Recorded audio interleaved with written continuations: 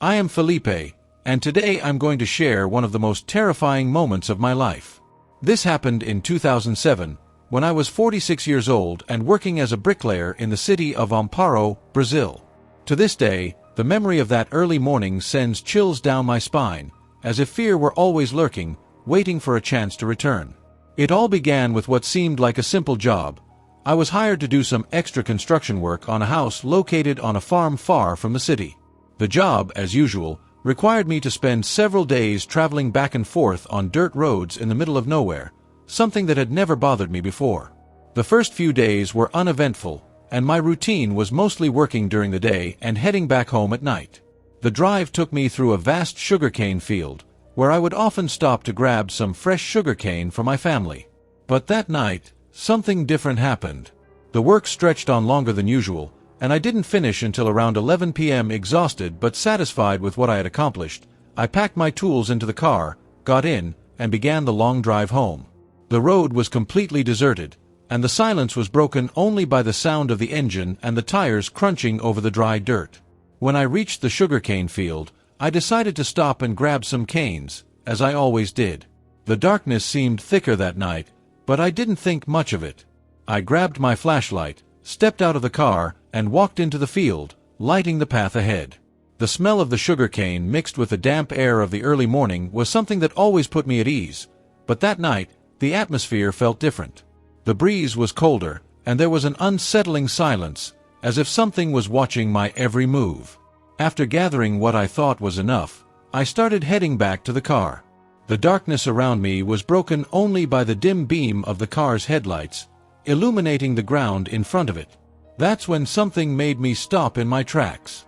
From behind the car, a strange creature emerged, unlike anything I had ever seen before. My heart raced instantly. At first, I thought it was just a huge dog, but the way it moved was odd, almost human. Without thinking twice, I searched for something to defend myself with. I grabbed a piece of sugarcane lying on the ground and held it up, trying to scare the creature away. My trembling voice failed me when I tried to shout, and the sound that came out was more like a desperate whisper. To my horror, the creature didn't back off. Instead, its fur bristled, and it got into an attack stance, letting out a deep, growling sound that echoed in the air. My blood ran cold as it rose onto two legs, like a man. Its bright, menacing eyes locked onto mine, and at that moment, I realized the terrible truth. I was face to face with a werewolf. With no time to think or react, I knew getting back into the car was impossible. The werewolf was already too close to the door. My only option was to run. I dropped the sugarcane and bolted into the sugarcane field, not daring to look back. As I ran, I could hear branches and leaves being crushed under the heavy steps of the creature chasing me. Despite my panic, something strange began to happen. I noticed I was able to move faster through the dense sugarcane plants than the werewolf. It seemed to be facing the same obstacles as I was, getting tangled in the tall, thick stalks. The distance between us gradually increased, but I could still hear the sound of its footsteps and growls behind me. The suffocating feeling of being hunted gripped me. Even with my heart pounding in my chest and my legs burning from exhaustion, I kept running as fast as I could. Finally, the sound stopped, but I didn't dare to relax. The silence in the middle of that field was almost as terrifying as the noises had been. I kept moving cautiously, stepping slowly and trying not to make a sound. My mind was racing. Where could I hide? The werewolf was surely using its sense of smell to track me. The plantation seemed endless, and the fear of being caught made me glance over my shoulder with every step. Even from a distance, I knew the creature was still out there, hunting me. It wasn't going to give up easily, and the night was far from over. To my luck, I spotted some trees not too far away and decided to head toward them, planning to climb the highest branches and get out of the creature's reach. My heart pounded in my chest with every step I took, trying to move as silently as possible. As I approached the trees, an even more terrifying sound pierced the air, rapid, heavy footsteps, getting closer and closer. It was him. That monster was closing in on me. Instinctively, I froze, trying to hold my breath, as if even the slightest sound would give me away. The silence was oppressive, broken only by the sound of my own heartbeat. Then, something unexpected happened. The creature stopped too. My eyes darted desperately in the darkness, trying to catch a glimpse of something amidst the shadows of the sugarcane field. I stayed perfectly still, terrified that even the slightest movement would give away my position. My mind raced as I devised a risky plan, my only chance. With trembling hands, I grabbed one of my shoes, raised it, and hurled it as far as I could into the field. The impact made a sharp, dry sound, enough to grab the creature's attention. To my immense relief, it took the bait, charging toward the noise. Seizing the opportunity, I didn't hesitate. I sprinted toward the nearest tree, my body running on autopilot, powered by pure adrenaline. I didn't look back, I just kept moving forward as if my life depended on it, because it did. I reached the tree and began climbing, summoning every ounce of strength left in my arms and legs.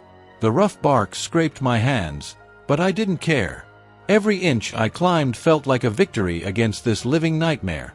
When I finally reached a branch high enough, I settled there and looked down, trying to spot the werewolf among the sugarcane. But the darkness made it impossible to see anything. Everything was eerily quiet, yet I knew that silence didn't mean I was safe. As I clung to the branch, my body started trembling, not just from exhaustion but also from fear and disbelief. I couldn't wrap my mind around what was happening. Never, even in my worst nightmares, had I imagined such a creature could be real. But it was, and it was hunting me. I took a deep breath, trying to think of a way to distract the monster if it returned. I grabbed the other shoe, still on my foot, and threw it in a different direction, once again into the sugarcane. But this time, there was no response. No sound of movement. The silence was absolute. My gut told me the werewolf wasn't going to fall for the same trick again. Despair started creeping in. I could feel it still nearby, lurking, waiting for the perfect moment to strike. I had to outsmart it and hold on until dawn. The hours passed slowly, and I didn't see that werewolf again throughout the morning. The sky began to brighten, and with the first rays of sunlight, a few trucks appeared in the distance, driving along the road near the sugarcane field. The heat of the sun grew stronger, and my exhausted body begged me to climb down from the tree, but fear still held me in place.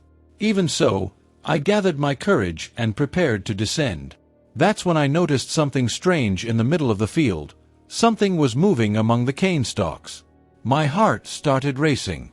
Could it be the werewolf again? Everything pointed to yes, but I'd never heard of werewolves being active in daylight. I decided to wait a bit longer, watching closely for any movement. After a few minutes, a man emerged from the cane stalks. He moved cautiously, as if he were being followed, his eyes scanning the area around him. I hid among the branches, observing his every move. Suddenly, the man stopped near the trunk of a nearby tree and began gathering clothes that were scattered on the ground. This made me even more suspicious. Who was he? Why did he seem so nervous? After collecting the clothes, he quickly stuffed them into a bag and continued to glance around, as if afraid of being seen by someone or something. My mind raced. Could this man be connected to the werewolf? Or was he just someone in the wrong place at the wrong time? Despite my hesitation, I decided to warn him about what I had seen during the night. I called out to him, hoping he would look up and see me. To my surprise, he lifted his head in my direction, but his expression was one of pure fear. Without saying a single word, he dropped what he was holding and bolted back into the sugarcane field, vanishing among the tall stalks. His reaction left me even more unsettled. Why would someone run away like that upon seeing another person? Did the man know something about what was happening in the area? Or was he more than he appeared to be?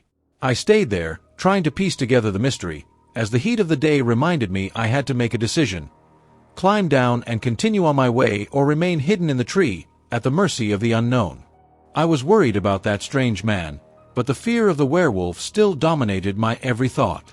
My heart raced uncontrollably as I tried to make sense of what I had just witnessed. Despite the scare, I stayed frozen, clinging to the tree trunk, until the man completely disappeared into the sugarcane field. Once I was sure I was alone, I carefully climbed down. My legs were still trembling as my feet touched the soft ground, and I began walking quickly along the dirt road.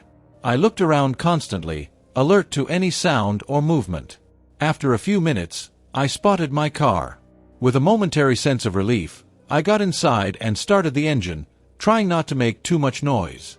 I drove home, but the silence of the road only amplified the thoughts hammering in my head. In the days that followed, I couldn't stop thinking about the werewolf and that strange man from the sugarcane field.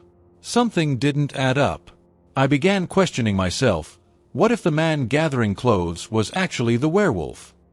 He seemed so scared and suspicious, as if he had something to hide or was running from something far greater. The pieces started coming together in my mind. Maybe that man had transformed into the creature during the night, lost his clothes in the process, and returned to the spot at dawn to retrieve them. His behavior only reinforced my suspicions. Despite it all, I realized how lucky I was to have escaped that situation. Climbing the tree had been an instinct that probably saved my life.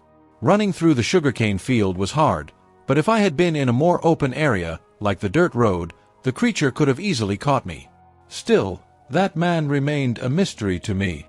Every detail of his frightened expression, his stealthy movements, and the fact that he avoided any direct interaction with me reinforced the idea that he was somehow connected to the werewolf. In the end, I leave this question open for you to reflect on. What do you think happened that night?